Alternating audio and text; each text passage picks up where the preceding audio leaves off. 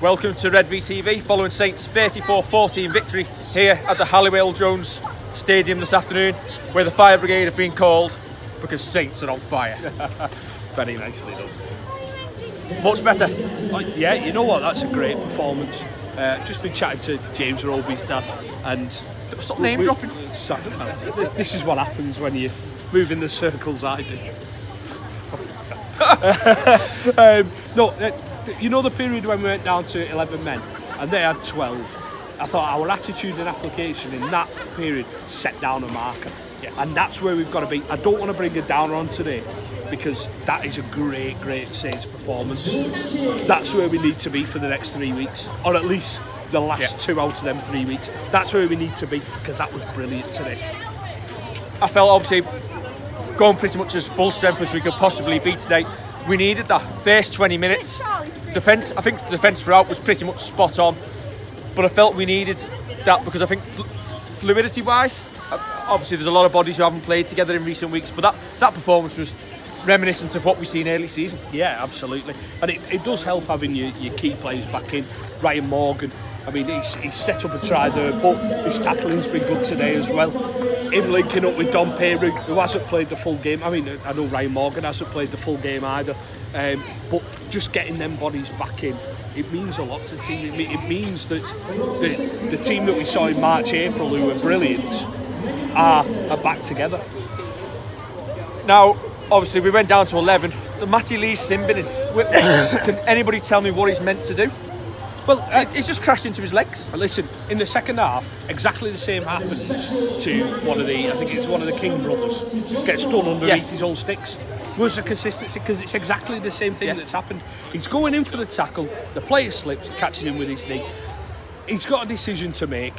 But here we go. Come on, we've got the Scottish contingent. He's got a decision. I've got to be honest. I'm slightly less sober than I've been previously. To be honest, I was wondering why you bothered today, where it being a nothing game essentially. Well, the reason I came down is it was we moved to a Saturday, and it makes it easier for me. I've no day off to take from work. I can just come down, have 1 or 2 ales. 7 or 8, right? Okay. You'll remember this one tomorrow then. I can remember fuck all now. Language shot. I beg. Apologies, Red V viewers. I'm Scottish. That's the thing. Now I'm just getting on to the first one. Ben Westwood. If the RFL have got any bottle at all, he misses a couple of weeks, because that was a deliberate attempt for me on Richardson's knees early in the game with that late tackle. It's a cannonball, isn't it? He's not going in with his arms. It's late. Yeah, it's late. And he's gone for the knees. Very dangerous. But hopefully, have we got faith in the disciplinary? No. No, there was one early in the second half as well where Richardson makes the break, goes 80 metres, probably makes the wrong decision in going for the corner, but then he goes into touch, he gets it late by the second man in, and then gets it again by third man in after that. Well, that's it. And you've also got the Johnny Lomax try. He wasn't happy at all. Was it Goodwin who came in on him? Late on him.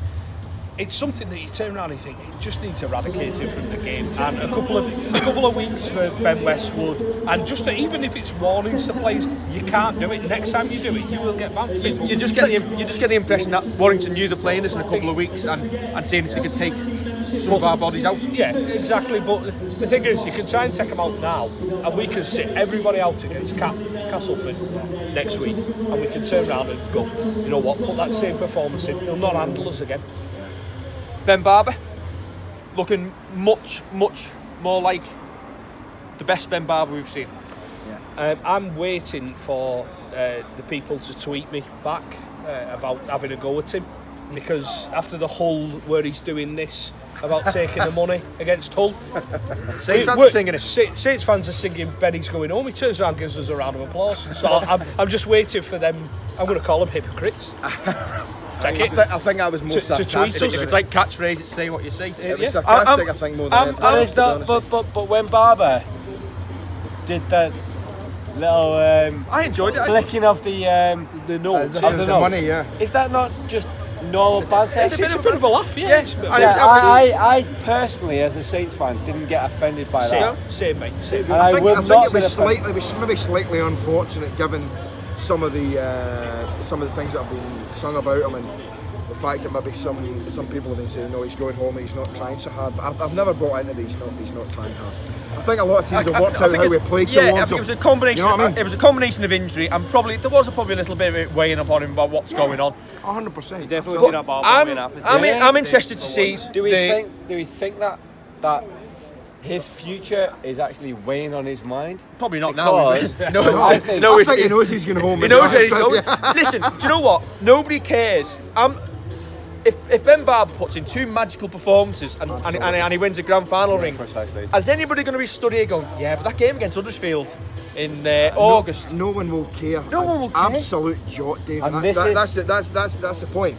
I mean, if Ben Barber's a big game player, right? And if we spoke about this beforehand in the pub, surprisingly enough. You've been to the pub, have you? Just the one.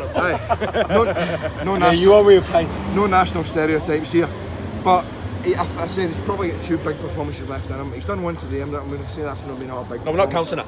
No, but love 3 big 100%.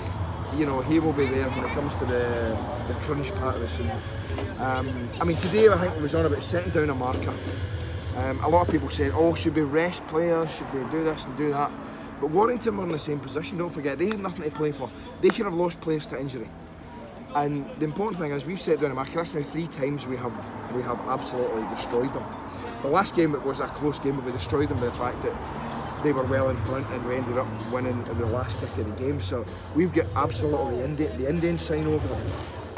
But as I said to a few people today back in the stand there, 2012 we won here easily with 20 points, and then a few weeks later in the semi-final they beat us quite easily at Lancashire Park, as was. So we can't think that the finals in the bag. We've got and do you know what I said? Do you know what? On the night. For me, it didn't matter whether we won by 40 today or lost by 40. It probably wouldn't have a bearing on the semi-final in a few weeks. Yeah, I agree. What I am glad to see is that's the first time I've seen probably Saints playing with a smile on the face. Yeah. 100. In a good few months, the pressure was off. And we looked like we were enjoying it. The pressure was off. We'd won the League of the Shields, which I think. I know a lot of you guys have kind of led a lot of the chat about it. I think it gets derided unfairly. Over 30 games, if you are the top team. Don't call us champions. No, I'm not calling us champions, but it should be league leadership. But it should 100%. Call Cass terrible for it. 100%, it should be considered a lot higher than it actually is. If over 30 games you've got more points than anyone else, that says that you are the most consistent team. You are the best team in attack, the best team in defence. Best team over the whole competition for the majority of the season. Anyone can get to the top 4 and then get lucky twice. But wrap it up. Is that me finished, Kev? I beg your pardon. After what we've seen today, what do you do next week? More the same. Just roll your best team. Yeah, play the 5 of us and 8 others. Quite frankly, I don't care. It doesn't matter what we think. Justin Holbrook will roll his best team. He'll play his best team. Whoever's fit, he'll play. Well, the thing is, can I just say? Yes, go. Can I just say, how good was Johnny Lomax today? Outstanding. Ben Murdoch-Masila didn't know what to do with Johnny Lomax. I'm going to throw this out now, man of steel. Johnny, well... Do you know what? I thought Luke Thompson was fantastic today. Yeah. I think he's been fantastic all year. Yeah. There was a lot of good performances in that Saints side today. Yeah. I think when we won the game was in defence. But even though we went 6-2 down, we won the game when we were down. Nobody's talking about Johnny Lomax as man of steel. Yeah. Why? No, you're right. Why? The thing is, where Johnny has came to life for but me why is that I'll tell you. First half of the season, Benny Barber, teams weren't reading Saints plays. Benny Barber was, second receiver in the gaps.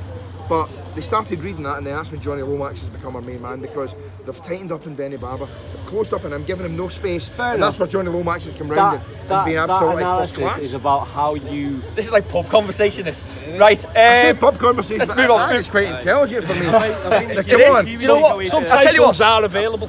That's harsh. To be honest with you, I think it's a case of. I think we're just glad to see the Saints that have been playing at the start of the year, where it's off the cuff. There's some absolute magnificent offloads in there, especially for one of Barber's tries. We'll be due a big performance. We'll do that sort of fight. It's good to see Barber's appetite back as well. The thing I want to add is I'm going to say it, we've got a lot of bipolar fans. If you only have to look at our The tweets we were receiving about 3 weeks ago when we weren't winning, saying that, in the Catalan game where we were winning, that our season was finished, we would do absolutely nothing.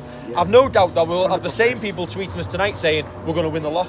Yeah. Do you know what? Absolutely. Any of the 4 teams in the semi-finals can win it. Yeah. I think it's two good performances. It's the most open semi-final series. But Peter, that is the beauty about what we have now as a Super League. Any one of these 4 teams can win the Super League. Remember, and anybody who thinks they have an advantage is wrong. Yeah, because it's open. Everybody in the top 4 can win this. Anyone in the top 4 can win this. I think Cass are capable of winning at Wigan. What I will say is that's give us confidence knowing that we've still got those performances in us. We can spring. We can actually play. That's the thing. We can play because before tonight we couldn't play. Just so before we go off, because we're 11 minutes in, just say hello to the camera because it's over here. Hello, hello, Reggie. Ladies and gentlemen, this is my good friend Kevin Archer, who I met with our mutual friend Jason in Benidorm about 4.5 years ago on the piss. Before language, Peter. That's 2 strikes. Next right, one, you're off. One more. I've got a red You're off, card. man. Put it back on that train. But unfortunately, I live in Widnes now. Anyway. Oh, never mind. And I know he lives in Widnes because I've seen him a few times. Don't tell people where Kev lives. Yeah.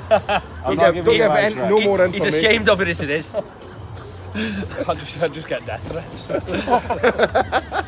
No, seriously, with the likes of Perio coming back in to the side. That way, Dave. No, Kev, look at the camera, mate. Camera! Just before we end, we're filming this to put out on YouTube. We're not just having a chat here next to the fire engine. This is going to be beautiful, by the way. Sorry, but with Perio coming back in the side and with Louis McCarthy to come back into the middles, we have a good chance of winning what we want to win, which is the grand final. And I will not go to the grand final thinking that we will lose because we will win. All we've got to do is get past. You've done it. All we've got to do is get past that semi. Right, he's done it now. Right, everybody. Next week to the sensible ones over here. The sensible ones here. You've not got much against you. Right, last words. I think it's been good, the fact that we've seen the Saints hold for once. Over the last couple of games we've been a bit off. Obviously Catalans giving us a pumping, stuff like that. That's a Scottish thing. That's a Scottish thing. You say this is we've been my good friend. This is my good friend Nick. Obviously we go to France. This is the first game we've seen Saints win. We fronted up against Catalans, which was an important thing. You know, we proved a point there that we could go away from there after obviously getting such a doing off them and actually, you know, set a marker down there.